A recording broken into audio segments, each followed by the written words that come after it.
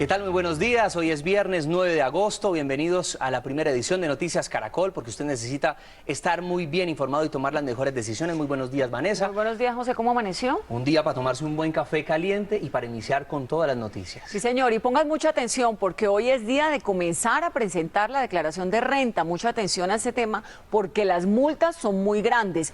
En un momento va a estar con nosotros el director de la DIAN precisamente para hablar de esto, de cómo presentar la declaración de renta, de qué problemas hay, de qué consecuencias hay para quienes no la presenten y de otros temas que afectan el bolsillo. Por supuesto, que afectan el bolsillo, atentos todos. Entre tanto, comenzamos con nuestros ojos de la noche en Bogotá y Cali, que tienen historias de envalentonados borrachos al volante y de unas gigantescas fugas de gas.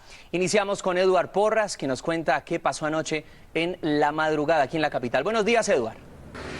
José Fernando, muy buenos días para usted y todos los televidentes de Noticias Caracol. Pues se repite la historia, nuevamente borrachos manejando sus vehículos en la capital del país. Ocurrieron dos casos. El primero, avenida 1 de Mayo con carrera 68, donde un hombre, quien dice ser un suboficial del Ejército Nacional, estrelló su camioneta contra una buseta. No hubo heridos, pero la policía determinó que manejaban en grado 2 de alcoholemia. El otro accidente por la misma avenida 1 de Mayo, pero más hacia el occidente de la capital del país, donde un hombre a bordo de un vehículo arrolló a un motociclista. Después de este accidente, pues resulta que las tres personas que viajaban en ese vehículo la emprendieron contra los heridos. Hablaron del accidente de la calle 26 con 31, hablaron en inglés y al final fueron retenidos por la Policía Nacional. Continúan las imprudencias de los conductores borrachos en Bogotá. ¿Usted sí venía manejando en esta vez? Yo venía compitiéndome con este man. No joda. ¿Qué va a hacer? Respete, mano, no joda. Borracho. Respete, hermano. Este hombre, que según la policía de tránsito manejaba en estado 3 de alcoholemia, arrolló a un motociclista que esperaba el cambio de semáforo de la calle 78 Sur con avenida 1 de Mayo en la localidad de Kennedy. El semáforo estaba en rojo y la moto estaba quieta cuando cogió el carro por detrás del casco. Yo no sabía, parcero. Sí, señor, que estábamos guardando el vehículo ahí al para el Nosotros parqueadero. venimos en el carro, entonces usted dice que nosotros estamos ¿qué?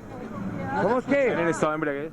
Sí, señor, vienen en estado de embriaguez. En el carro viajaban dos personas más que corroboraron la información de la policía y se hicieron los gringos. La verdad, nosotros veníamos borrachos. Pues suave. ¿Me recuerda su nombre, compañero? We carry from this people at night. Fluido el inglés, ¿no? Tranquilo. Infortunadamente, estos hombres recordaron el accidente ocurrido en la calle 26 con carrera 31. Mate una persona y te regala un Audi. 2.000 millones de pesos para una persona. Entonces, ¿nosotros qué hacemos? No. Nosotros de pronto nos tomamos un trago, pero pues suave. La policía retuvo a los tres ocupantes del vehículo por el alto estado de excitación, mientras que la mujer herida fue recluida en el hospital de Kennedy y el conductor de la moto en el CAMI de la localidad de Bosa. La otra imprudencia ocurrió en la misma avenida 1 de Mayo, pero esta vez con carrera 68, donde un hombre que se identificó como sargento viceprimero del ejército estrelló su camioneta contra una buseta. No sé, el carro estaba parado y el señor ahí llegó y se estrelló. ¿Y se quería volar? Sí, que le arreglara por allá, pero no. Ya después de dañado el carro, ya que... Infortunadamente, continúan los conductores manejando en estado de embriaguez. Este hombre, al parecer miembro del Ejército Nacional, dio grado 2 en la prueba de alcoholimetría. Por fortuna no hubo personas heridas. Además, registramos otra emergencia, pero esta vez en el norte de la capital del país, avenida Circunvalar con calle 77, donde se rompió un tubo del agua inundando un parqueadero. Más adelante les cuento cuántos carros resultaron afectados y además otras noticias que ocurrieron en Bogotá mientras que ustedes dormían. Estamos pendientes, Eduard, gracias. Lo del borracho no tiene nada de chistoso y todo de irresponsable. Es increíble que sigan manejando borrachos después de todo lo que hemos informado. Son las 6:29 de la mañana. Vamos para Cali porque nuestro ojo de la noche estuvo vigilante y nos cuenta qué fue lo que pasó en las calles de la Sultana del Valle mientras la mayoría de sus habitantes dormían. Gustavo Andrés González, buenos días y adelante. Vanessa, buenos días. Pues en estos momentos es controlada una emergencia que se registró en el centro de Cali por el robo de un contador de gas, donde decenas de habitantes del barrio Junín tuvieron que ser evacuadas de sus viviendas debido a la inhalación de gases, porque quedó totalmente descubierta esta caja que hizo que los bomberos tuvieran que acudir a atender esta emergencia. Las personas en estos momentos están retornando a sus viviendas, sin embargo, fueron momentos de pánico los que se vivieron en este sector de Cali. Esto fue lo que registró el lente de nuestro ojo de la noche en Cali. Veamos. La emergencia se registró por el robo de un contador en el centro de Cali. Más de 2 horas tardaron las unidades del cuerpo de bomberos para poder controlar la situación. En todo escape de gas hay peligro de que exista una fuente de ignición y se inicie un incendio. Decenas de habitantes del barrio Junín tuvieron que ser evacuados de sus viviendas. La policía acordonó ya 3 cuadras a la redonda y en este momento están luchando para evitar un accidente. Que el gas nos tenía ahogados, asfixiados. ¿Y ustedes qué hicieron? No, llamamos llamamos a Gases de Occidente, nos dijeron que cerráramos las llaves del gas. 3 cuadras enteras fueron acordonadas por las autoridades. Y empezó a sonar el ruido y yo me asomé por la ventana, bueno, ¿dónde es ese ruido? ¿Dónde es ese ruido? Y se llamó a Gases y ellos nos dijeron que simplemente que si éramos vecinos, pues, abriéramos ventanas, evacuáramos vagas y nos bajáramos, no nos quedáramos en el sitio cerrado. La caja del contador no contaba con los accesos necesarios para cerrar la llave de paso, por lo que fue necesario romper los pisos para poder controlar la emergencia. Las autoridades buscan a los responsables del robo. Por otra parte, un aparatoso accidente se registró al sur de la ciudad cuando una motocicleta impactó por la parte de atrás a un taxi. El conductor del vehículo de transporte público señala que disminuyó la velocidad por las cámaras que hay ubicadas en el sector y esto pudo provocar el accidente que causó graves lesiones al motociclista, que en estos momentos es atendida en una clínica de la ciudad y se recupera de sus lesiones. En otras noticias, un hombre fue capturado por las autoridades también en una clínica del sur de Cali debido a que minutos antes había realizado un robo, intentado realizar un robo. La víctima le ocasionó varios impactos de bala y a pesar de que el delincuente logró huir en el momento de la escena del delito, pues las autoridades realizaron un plan candado en las diferentes clínicas y al momento de que fue a recibir atención médica fue capturado en ese lugar. Esta es la información que se registra desde Cali. El Ojo de la Noche, Gustavo Andrés González, Noticias Caracol. Gustavo, mil gracias. Y a la cárcel fue enviado anoche el hombre que habría asesinado a un conductor de Transmilenio a plena luz del día en el occidente de Bogotá. Daniel Arévalo, quien hace ya 12 años trabajaba en Transmilenio, intentó evitar un atraco. El presunto homicida no aceptó los cargos. La familia de la víctima exigió justicia. Este hombre, que es trasladado por un policía hacia una de las salas de audiencia en la unidad de reacción inmediata de Kennedy, es señalado por la fiscalía de haber asesinado a un conductor de Transmilenio. Un familiar de la víctima aseguró que fue atacado por evitar el robo a 2 mujeres. Lo que se ha dado a conocer por parte de las autoridades es que él no fue asaltado, él estaba intentando evitar un atraco. 2 personas, 2 mujeres, al tratar de detener el atraco, pues resultó herido y falleció en el lugar. Los hechos sucedieron en la calle 26 con avenida 68, donde precisamente hace 2 años fue asesinado un sacerdote por robarle un celular. Precisamente pues que el CAI estaba operando en ese momento, pero pues creo que no había como la vista para que la policía pudiera actuar, pero pues los gritos de las personas que estaban ahí pues sí hicieron que saliera, pero la gravedad de la herida pues no permitió la atención oportuna. Esta persona, según reportes de la fiscalía, ha sido condenada en 2 oportunidades por hurto agravado.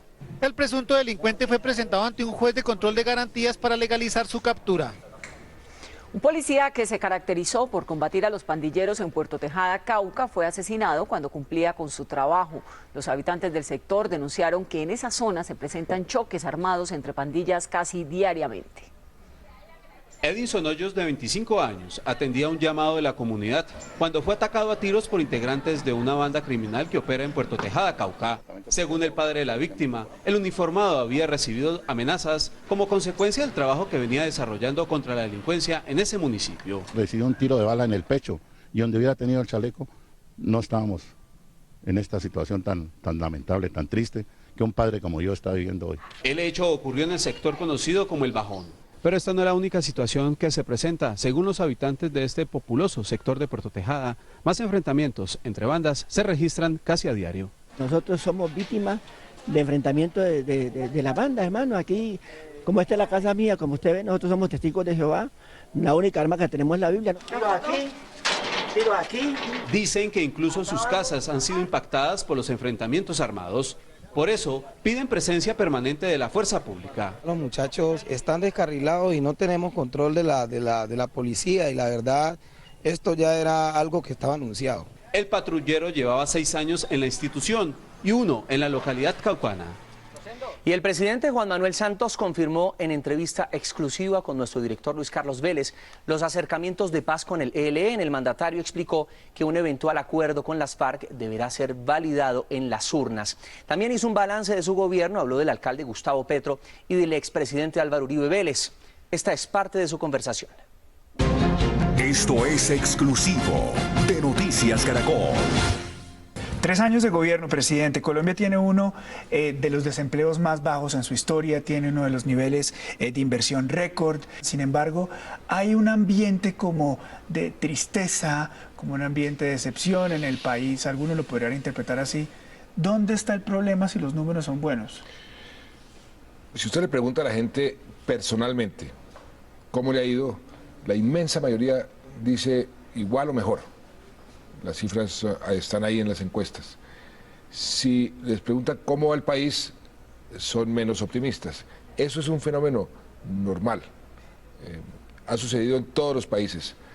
La gente quiere más y ahí comienzan las frustraciones. Pero evidentemente entiendo por su respuesta que hay un problema. Hay un problema en que la gente, a pesar de los buenos números, no se está sintiendo tan bien, a pesar de la explicación que usted me acaba de dar. ¿Su gobierno tiene un problema de comunicación y es extraño siendo usted presidente? Yo creo que sí hemos fallado en hacer conocer nuestros resultados, porque, es más, se divulgaron los resultados en estos últimos días sobre los primeros 3 años de gobierno. Y muchísima gente me decía, oiga, no sabíamos que ustedes habían hecho esto, aquello.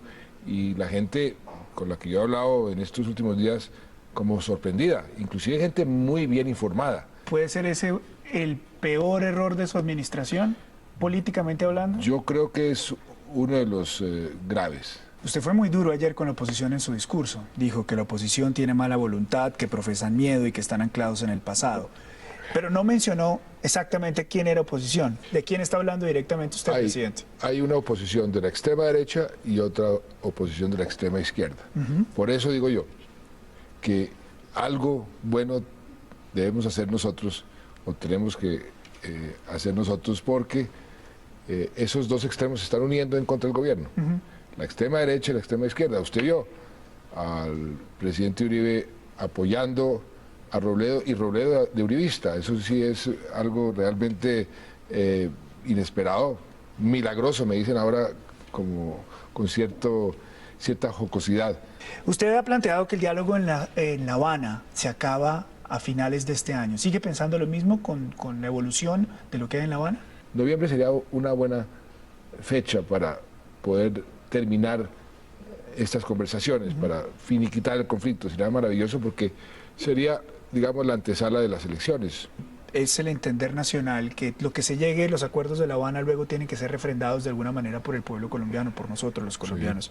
Y si los colombianos no estamos de acuerdo con lo que llegó en La Habana, vamos a seguir en guerra.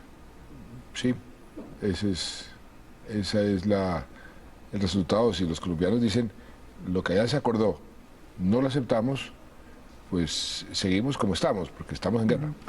Presidente, ¿en qué van las negociaciones con el ELN? Digamos lo que se han hecho algunos contactos y yo espero que esas conversaciones se inicien pronto. ¿Cree usted que esas negociaciones eventuales con el ELN van a ser más rápidas que con las FARC? Yo espero que sí. ¿Brasil va a acompañar estos diálogos? No hemos discutido esa posibilidad. ¿Todavía no está claro quién va a ser el país que va a discutir? ¿Y tampoco el grupo negociador nuestro, de Colombia, como Estado? Tenemos algunas ideas. ¿Humberto de la Calle está en esas negociaciones? No, porque está en las FARC. ¿Cambiaría? Horacio Serpa, ¿le suena? Bueno, no voy a dar mi equipo negociador en este momento y esa es una eventualidad. Esperemos, no ensiguemos las bestias antes de comprarlas. Cuando eso se dé, se dará a conocer cuáles podrían ser los negociadores. Hablemos de cómo sería una Colombia, esto es ya pensado en política, una Colombia gobernada por Gustavo Petro. Una Colombia, pues imagínese Bogotá multiplicado. ¿Qué tal le ha parecido Bogotá? Pues Bogotá multiplicado, eso también se lo pongo a usted. ¿No me va a responder qué tal le ha parecido Bogotá? Yo soy presidente de la República, no soy el opinador sobre la gestión de fulano y sutano. Pero usted es bogotano. Sí, pero soy presidente. Usted cumple años el 10 de agosto. ¿Qué le gustaría que le regalara Pacho Santos a usted su cumpleaños? Amor. ¿A las FARC? Celeridad. ¿Y al expresidente Álvaro Uribe? Que trabajemos juntos. Presidente, muchas gracias por acompañarnos acá en Noticias Caracol. Hasta la próxima. A usted muchas gracias. Muy amable, presidente. Gracias. Un eventual acuerdo de paz con las FARC en La Habana tendrá que ser refrendado por los colombianos. La afirmación es del presidente Juan Manuel Santos, como lo acabamos de escuchar, quien habló sobre los posibles mecanismos que se usarán para consultar a los colombianos sobre el tema. Ampliamos. Los acuerdos que se pacten entre las FARC y el gobierno de La Habana, Cuba, tendrán que ser refrendados o aprobados por los colombianos. Si los colombianos dicen lo que allá se acordó, no lo aceptamos, pues seguimos como estamos, porque estamos en guerra.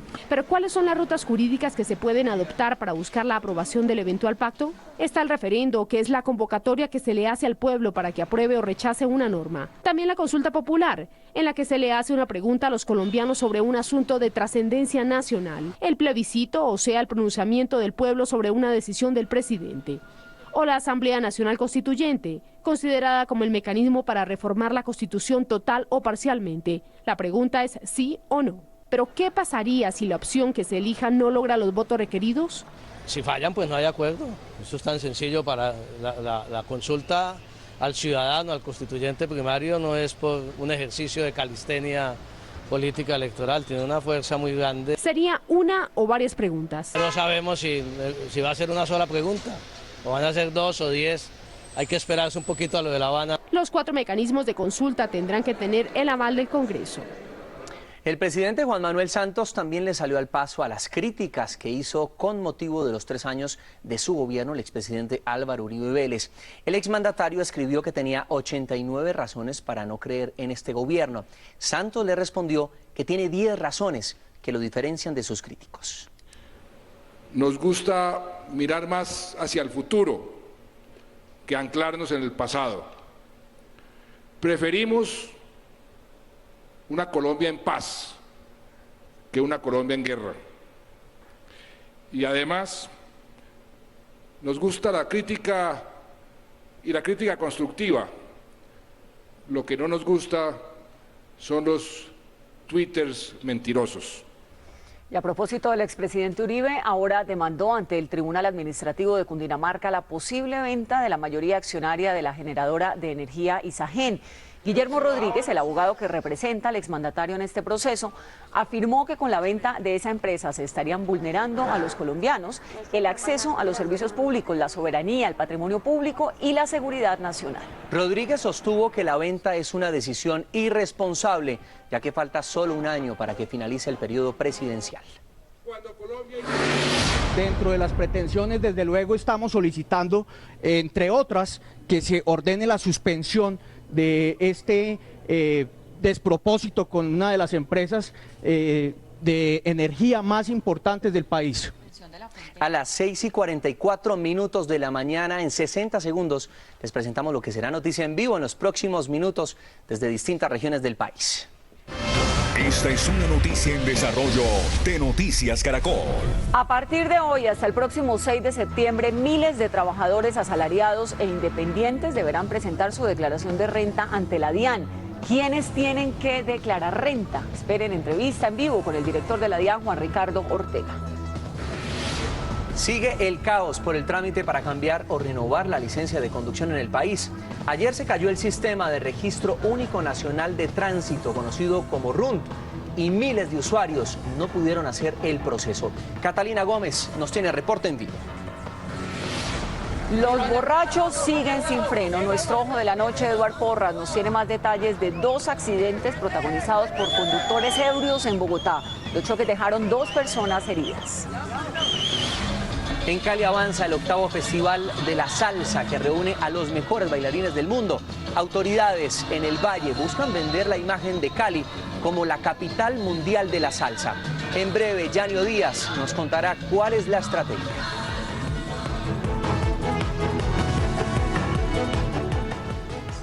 Y a esta hora son las 6:45 de la mañana. Nos acompaña en el estudio el director de la DIAN, Juan Ricardo Ortega.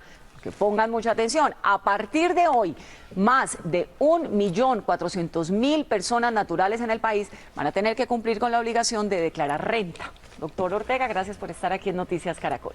No, a todos ustedes muchas gracias y a todos los contribuyentes, pues la voluntad nuestra de Dios quiera prestarles el mejor servicio en estos 2 meses de pagar impuestos. Bueno, ¿quiénes tienen que pagar renta? Declarar. El tema es complicado porque eso es una ley vieja que tiene unas reglas un poquito confusas, entonces me toca ir por pedacitos. Primero, las personas que tienen patrimonios de más de 117 millones de pesos. Ustedes me preguntarán qué es el patrimonio y es la suma de su vehículo, de su casa, de los títulos que tenga, de las acciones, en los valores en que están registrados en los catastros, no los valores comerciales, en el caso de personas naturales. Si eso le suma más de 117 millones de pesos, usted tiene que declarar impuestos. Puede que le toque pagar, puede que no. Eso ya depende de cómo sean sus resultados de ingresos, de gastos y de retenciones en la fuente del año pasado. Segundo, las personas asalariadas que ganan más de 106 millones de pesos en el año. Pueden sumar todos sus salarios, se los reportó a sus empleadores. Si le dan más de 106, usted tiene que declarar impuestos este año. Si usted tiene honorarios y sus honorarios suman más de 86 millones de pesos, también le toca declarar. Y si usted no es ni asalariado ni honorario, si tuvo más de 36 millones, que es una cifra muy bajita, también en teoría está obligado. Si los tiene, ¿de dónde esos 36 millones? Si usted tiene una finquita y usted produjo arroz y usted tuvo 36 millones totales de ingresos. En esas poblaciones tenemos niveles de incumplimiento muy altos y es verdad que la falta de conocimiento del sistema es muy generalizado. Entonces deberían ser mucho más los que declaran, pero las cifras que vienen de leyes anteriores, eso es lo que exigen. Y finalmente, quienes tienen gastos en tarjetas de crédito o consumos superiores a los 72 millones de pesos. Eso es lo que dice la ley, esa es la gente que en teoría está obligada y pues nosotros pues tenemos pues el compromiso de ver cómo les facilitamos la vida y quien requiera ayuda están los call centers y están pues nuestra gente dispuesta a tratar de facilitarles la vida. Hoy arrancan los que tenían cédulas terminadas entre 95 y 00 y así van a ir hasta el mes de septiembre. Cada día van a ir unos grupos de cédulas que tienen hasta esa fecha. Si quieren declarar antes, mejor. Si no, ya saben que el calendario está al último día. Si no, se les van a imponer sanciones e intereses de mora que pueden ser muy onerosos. Doctor, pues eso es lo que le preocupa precisamente a todos los televidentes, las sanciones. Y es que hay largas filas. ¿El sistema realmente está operando con normalidad? No, pero vamos a separar esa discusión. En esta época teníamos también vencimientos de retención en la fuente. Retención en la fuente por renta y por CRE. Y esas son retenciones que se tienen que hacer dentro del sistema de la DIAN, se tienen que declarar y se tenían que pagar en el sistema de la DIAN. Eso ha estado colapsado desde el día martes. No hay suficientes palabras para expresar la más absoluta vergüenza. Un segundo, porque sobre el tema de la caída del sistema, pues cómo así que hay un límite de comienzo, pero el sistema no funciona. ¿Por qué no aplazan el límite de comienzo o le dan un poquito más de tiempo a la gente? Separemos 2 discusiones. Las retenciones en la fuente y todo lo que se hace en los sistemas de la DIAN está colapsado. Personas naturales, ustedes y yo, nosotros no declaramos en el sistema electrónico de la DIAN. Hacemos nuestra declaracióncita en mano o en un PDF, la imprimimos, la llevamos a un banco y pagamos en un banco. Eso está funcionando. Son solamente 150.000 personas naturales que tienen una cosa que se llama firma digital, que tienen acceso a los sistemas electrónicos. Estamos viendo si el proceso de declarar se logra solucionar. Lo que tenemos totalmente colapsado es el sistema de pagar. Pero esas personas van a poder pagar en bancos con el recibo que les genera el sistema. Si al mediodía de hoy no he logrado resolver los temas, vamos a tomar las medidas jurídicas que nos permita cambiar las fechas. Y como les digo, fuera de sentir la más absoluta vergüenza y pedirles 1000 disculpas a todas las personas que han vivido las demoras estos últimos días, yo solo les puedo garantizar que esto vamos a hacer todo lo humanamente posible para resolverlo hoy y para Dios quiera cambiar. Si esto continúa así, entonces, ¿cuáles serían realmente las acciones que ustedes tomarían? Usted me dice acciones jurídicas, pero exactamente qué decirle a la gente en cuestión de fechas. ¿Se cambiaría la fecha tal vez? Si llegáramos a ver que es imposible resolver los temas de los sistemas, claramente me tocaría recurrir a pedirle al señor presidente de la República que nos firme un decreto modificando las fechas. Ya le digo, eso es una medida extrema porque tiene consecuencias complejas, pero si me toca lo haré. No vamos a perjudicar a ningún colombiano fuera de ya los tiempos que han perdido, que son insoportables, pero no vamos a causarle una sanción o un daño económico a nadie por un problema que es nuestro y sobre el cual pues nosotros asumimos la responsabilidad de hacer lo que toque. Doctor Ortega, el tema del contador, ¿es necesario que cada colombiano, cada persona natural que va a hacer su declaración de renta contrate a un contador para que se la haga? ¿O cómo se soluciona esto de una forma más sencilla? Porque la gente, por ejemplo, que tiene el patrimonio de 35 millones, que puede ser una finquita cualquiera en el campo colombiano, pues ir a contratar un contador y todo eso es complejo. Por eso hicimos la reforma tributaria el año pasado, que es la 1607, que entró en vigencia el 26 de diciembre, que va a cambiar radicalmente las declaraciones de impuestos el próximo año. Y para el próximo año, las declaraciones de renta de las personas de menos de 130 millones de pesos, que son el 99% de los colombianos, van a ser una narración de quién es él con 2 cifras. Y no le va a tocar hacer un cálculo matemático, ni un porcentaje, ni una suma, ni una resta. Estamos buscando hacer cosas muy fáciles, somos conscientes que no hay justificación para que a personas de ingresos tan bajos les toque tanto aprender legislación tributaria no, pues es que como se le va la contratar a un plática asesor. pagando el contador en vez de pagar el impuesto. En teoría no deberíamos tener que contratar un contador, pero la verdad es que la mayoría de la gente no conoce el sistema y entre aprender el sistema, que es muy complejo, y pagar un contador, la mayoría de gente termina pagando el contador. ¿Y con el sistema caído? Pues el sistema caído no los ayuda ni para bien ni para mal. Esa no es otra. Ese es el verdadero problema. El 2% del IVA, doctor Ortega. ¿Cómo es el cuento del 2% del IVA? Porque hasta donde yo entendía, nos iban a devolver el 2% de lo que pagáramos con tarjetas. Y ahora ya no. ¿En qué quedó eso? Se les va a devolver apenas se logren actualizar los sistemas de todo el mundo. En la reforma tributaria teníamos un artículo que buscaba una transición. Ese artículo se cayó en los procesos legislativos. ¿Este año nos devuelven o no? Platica. Yo espero hacia final de año poder empezar a devolver. ¿Cuál es el problema? Gran parte de sus pagos en tarjeta de crédito son restaurantes. Y no en los crea, restaurantes... yo también hago compras. Pues, afortunada usted. En el caso mío son restaurantes. Yo no tengo para hacer las compras. Y con esos días a restaurantes cambió porque ya la mayoría no tienen IVA, sino tienen impuesto al consumo. Y la ley no permite devolver impuesto al consumo.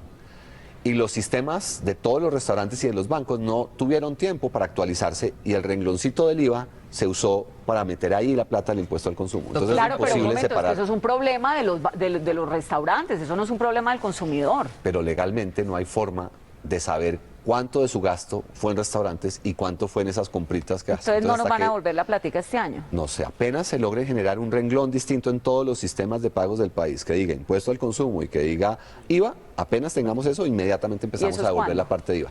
Esperábamos hacerlo en septiembre y estamos trabajando para eso. O sea, en un mes.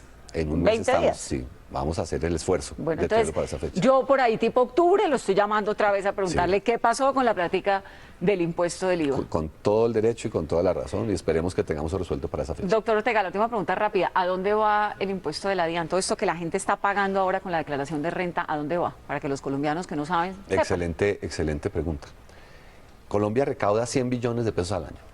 Esos 100 billones de pesos son los que financian nuestras Fuerzas Armadas, son los que financian el sistema de salud, son los que financian el sistema de educación, son los que financian las pensiones de los colombianos que dependen de esos recursos pagados por el ICBF para poder vivir. Buena parte de eso tiene un subsidio que lo gira la nación y es lo que financia toda la infraestructura nacional. Mejor dicho, si queremos un país de verdad como el que queremos, hay que pagar el impuesto. Pues los impuestos es la base de la construcción de una sociedad próspera.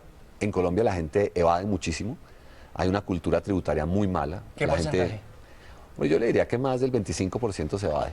Nosotros hacemos cálculos con el Fondo Monetario y por evasión debemos estar perdiendo unos 30 billones de pesos al año. Doctor Ortega, muchas gracias por estar aquí, por ayudarnos a entender y allá en octubre lo estamos llamando para la devolución de la plata. A ustedes y a todos los contribuyentes, primero las disculpas, las fallas y las demoras son imperdonables. Créanme que vamos a hacer todo por mejorar. Y gracias a la gente por cumplir con sus obligaciones, es el futuro de todos nosotros. Muchas gracias por venir aquí a Noticias Gracias, Caracol. Son las 6:54 de la mañana. Vamos en directo al Parque Simón Bolívar, donde la empresa de energía Codensa está realizando una campaña preventiva para evitar accidentes durante el mes de agosto, que es cuando la gente eleva cometas para que no se enreden en los cables de energía. Ya está Juanita Gómez. Juanita, adelante. ¿Hay cifras ya de accidentes que se hayan presentado por este tema de las cometas? Buenos días. Buenos días, Vanessa. Sí, estas cometas han generado ya bastantes accidentes. En lo último del año se han presentado 480.000 afectaciones relacionadas con cometas, es decir, cientos y cientos de barrios que se han visto sin luz, porque muchas de estas terminan enredándose, y esto sin contar el riesgo que representa cuando también se enredan y los niños o los padres de familia tratan de bajarlas con un palito o con alguna cosa, ¿cierto, Cristal? Por eso me acompaña Cristal Otálora de CODENSA para explicarnos y darnos algunas recomendaciones en este mes de agosto. Hola, buenos días. Bueno, la primera recomendación es volar cometas lejos de los cables de la energía, buscar espacios abiertos. La segunda recomendación, no hacerlo cuando está lloviendo, lloviznando, no hacerlo en terrazas o en azoteas, y la más importante de todas, como decías tú, es nunca intentar bajar una cometa que se enreda en las redes de energía. Esto puede ser muy peligroso para la persona que lo intente hacer, y además de eso puede dejar sin luz un barrio o una gran parte de la ciudad, como sucedió el año pasado, que se quedaron todos estos clientes sin servicio de energía en algún momento de esta temporada de los vientos. Muchísimas gracias, Cristal. La recomendación final, pueden llamar al 115 porque en este mes de agosto hay cuadrillas de CODENSA que están permanentemente bajando estas del techo. Juanita, gracias. 115 para bajar las cometas y que usted no termine electrocutado. Mil gracias. Y el caos por el trámite para el cambio o renovación de las licencias de conducción parece no tener fin. Cada día las quejas de los usuarios es mayor. Los conductores aseguran que la plataforma del RUN no da abasto. Catalina Gómez, ¿qué pasa a esta hora en uno de los centros de reconocimiento de ahí de servicio en Bogotá? José Fernando, buenos días. Estamos justamente en el sector de Álamos, uno de los 13 centros de servicio donde la gente puede hacer estos trámites, y se quejan que desde ayer, como ya lo había registrado Noticias Caracol, el sistema RUNT está caído y eso ha demorado todos los trámites que han tenido que hacer en las últimas horas. No solo el cambio o la renovación de la licencia de conducción, también el tema de las placas, los carros nuevos, los traspasos están bloqueados sencillamente porque el RUNT no ha dado abasto. Hay una persona que se ha visto afectada. Señor, buenos días. ¿Cuál es el problema que usted ha tenido?